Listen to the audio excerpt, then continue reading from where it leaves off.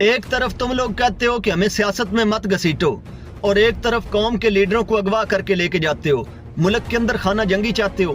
تم ہوتے کون ہو قوم کے لیڈروں کو اغوا کر کے لے کے جانے والے؟ کیوں اپنے فیصلے اس قوم پر مسلط کرنے کی کوشش کرتے ہو؟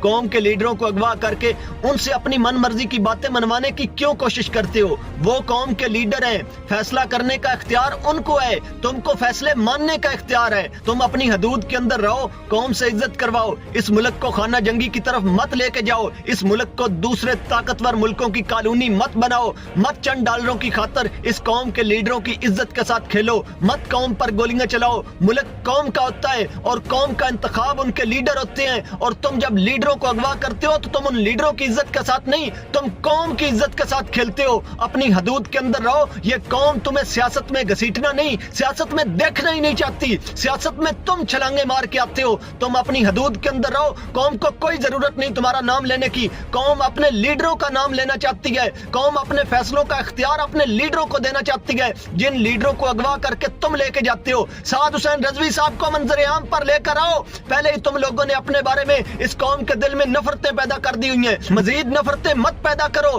اس ملک کو خانہ جنگی کی طرف مت لے کر جاؤ۔ ہم اپنے لیڈر کے بارے میں بات برداشت نہیں کریں گے۔